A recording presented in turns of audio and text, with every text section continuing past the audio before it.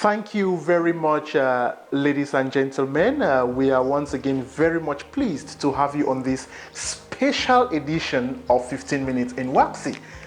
Because of COVID, you haven't received updates on 15 Minutes in WACSI. However, we are very pleased to introduce or bring to you a very wonderful guest from one of the noble institutions on the African continent. With me in the studio, we have Miss Gertrude Bibi Anokwashi, who is the Director of Operations at the African Women's Fund. Welcome to the set, please.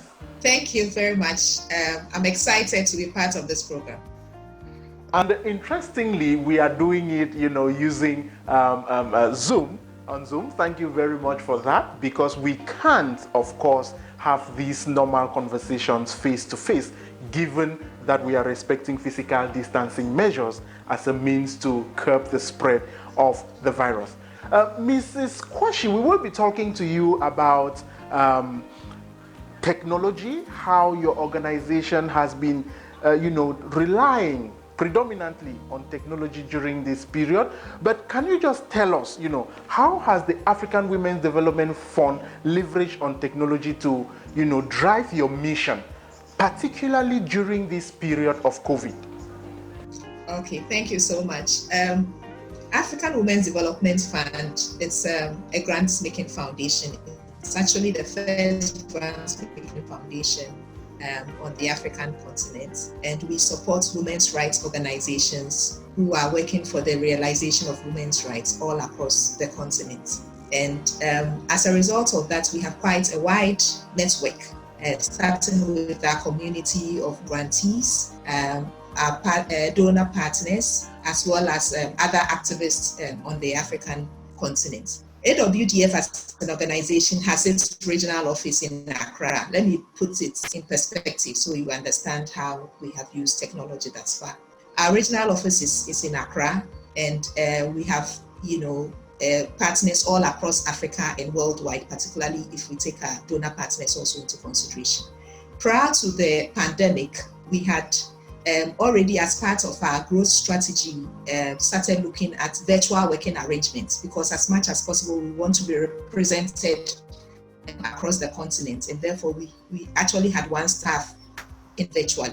However, with the onset of the pandemic, as it became clear, especially at the initial stages, that there was going to be lockdown, we immediately needed to look at technology and how it will enable us to work virtually, because at the initial stages, it was clear that social distancing was the way to go, and therefore working from home was the best way to ensure safety of our staff. We are a feminist organization, and therefore safety of staff is paramount. And so we needed to look at how technology will enable us to work virtually. And that started our interactions with Techsoup. I must admit that we had already used Zoom to start with, because as I said, we had one staff working virtually, but in terms of making sure that the work environment was effective from home, we needed, first of all, to look at two things. How to collaborate effectively, which means that all staff members need to have access to the database that will enable the workflow, whether it's about processing, authorization, review, and all that to happen effectively. In addition to that, we also needed to take into consideration security of our data. And so we had a number of consultations, and as a result of that, started looking at options that will enable us to achieve this objective. And so far, so good. And we are still working virtually.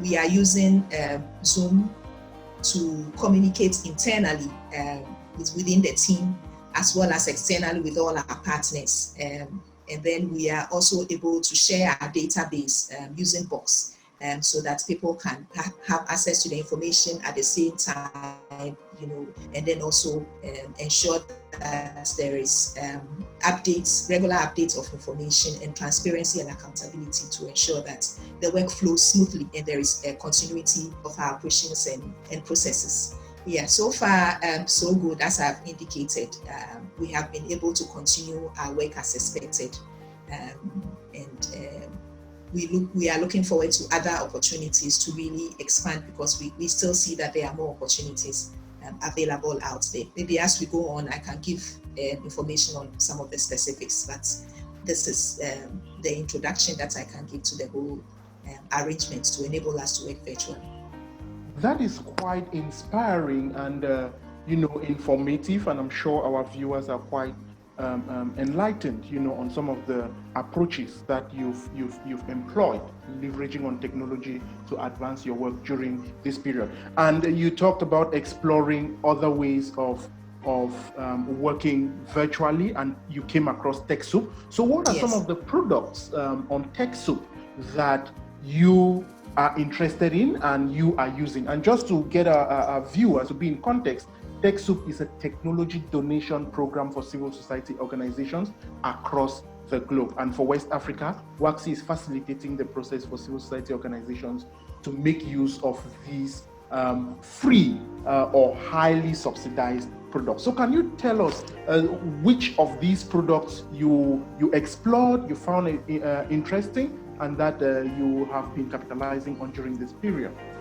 Okay, thank you so much. Yes, fortunately for us, we already had an initial relationship with Techsoup, because we had the Microsoft suites of products, which we had been using for quite some time now. And so when this whole virtual work arrangement became paramount, we approached Techsoup again. And as I indicated, so far, there are a wide range of products available on Techsoup, and I have to appreciate all the software providers who are enabling civil society to acquire some of these products at reduced costs. That is really a laudable venture. So for us, so far, we've used Zoom and Box. So Zoom, as I indicated, is a video conferencing facility. It's a video conferencing facility, but it has all kinds of features which makes it easy for organizations to use, first of all, and also in terms of managing webinars and conferencing facilities and all that. We know that with the onset of the COVID, what it meant was that travel has become, is still virtually not possible. A lot of countries are still under lockdown when it comes to traveling. And with civil society work, it thrives on collaboration and effective communication.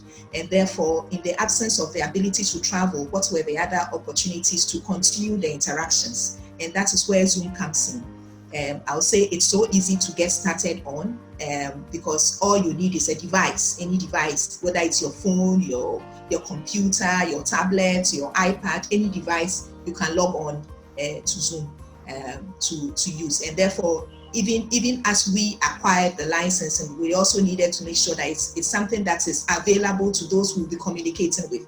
And that is the advantage of Zoom, because everybody has access to it. It's something that you can use as a communicating tool.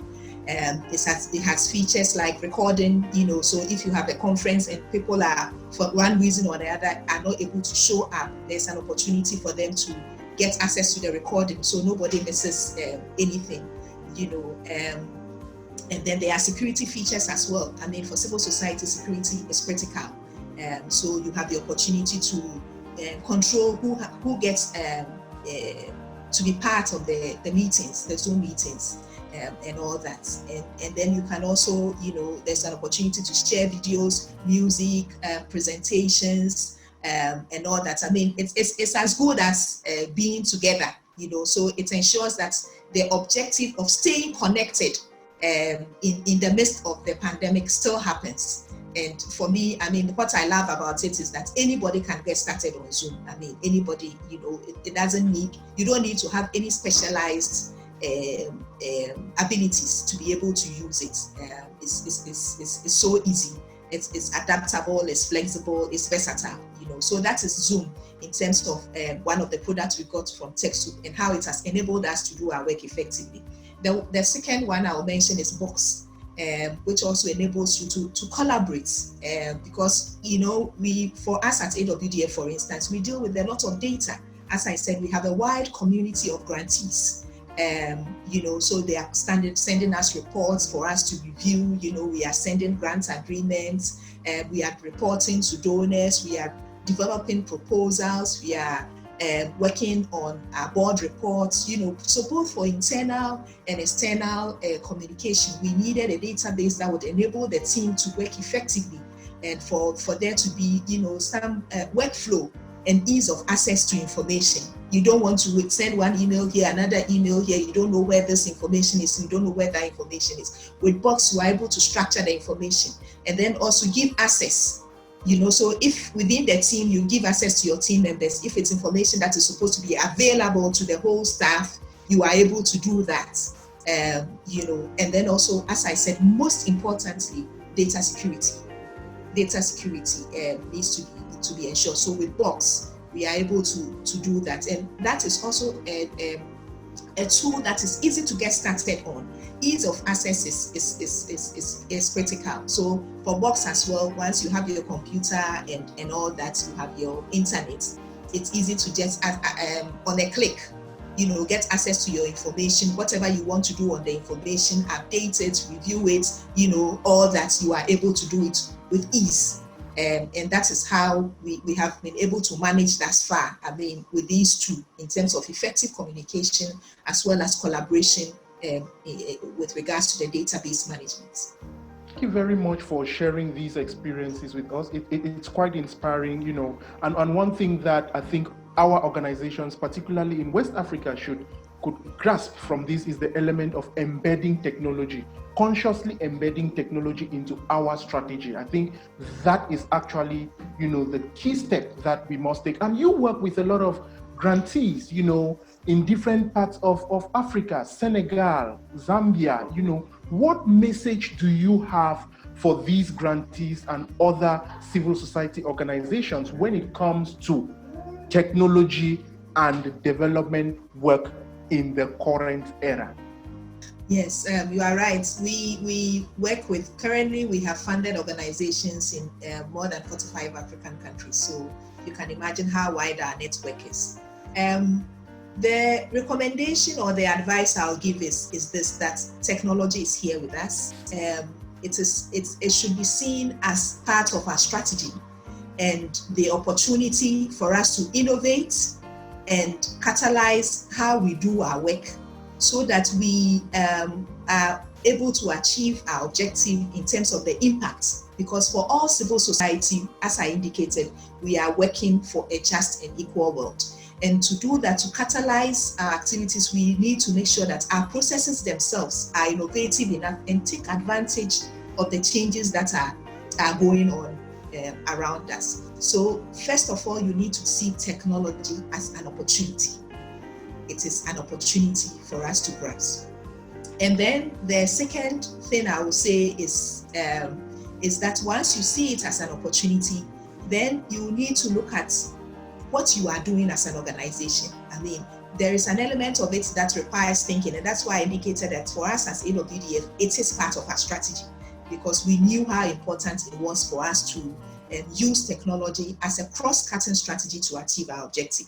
And so once you see it as an opportunity, then you need to look at your work processes, because it's a solution. So if you look at all your processes, then you ask yourself, how can you do what you are doing better with technology? And that in itself becomes a question that you are answering, which is linked to your overall objective as an organization. And then you take the next step of planning, because once you don't plan, then it's something that is sitting somewhere that is not integrated into the work that you do. So planning is very critical. And in planning, you are looking at long-term, medium-term, short-term, medium to long-term, and how you are going to use technology as an organization to achieve that. Because the planning becomes critical in terms of how you then invest. Because even if you are getting the software free, you will need to invest somebody's time in utilizing it. So planning enables you to look at all the resources that you will need in terms of actually using technology to implement your activities. And once you plan, you go to the next level of actually doing, strategic doing. Because sometimes we plan, but we don't actually do. So the plan is there, do it. And the doing means you start small. You can really start small. And then you track your progress and see how effectively you are using technology. you know, and all these processes ensure that it is a strategy that you are living with. You know, technology is a strategy that you are living with. And then finally, I will say build it into your risk management strategies. Because as advantageous as technology is, you need to know how you manage the data. Data protection now is very critical. So as you advance in technology, you also need to update your risk management strategies to ensure that any potential risk that you anticipate, they are mitigating actions that you are looking at. I'll conclude by saying that no organization is going to get to the next level without an intentional investment in technology. It is here with us, and we need to embrace it and take advantage of it. Regardless of the size of the organization, everybody can benefit in terms of achieving their overall objectives from investments in technology. Thank you very much for that very powerful conclusion. Technology is here with us, and no organization is going to move to the next level without embracing and leveraging on technology. Gertrude, it was very wonderful talking to you, and I'm sure our viewers would have gained a lot of insights from not only the great work you're doing, but how you're capitalizing on technology, the new normal, to catalyze your work. Thank you very much, and we wish you a wonderful time.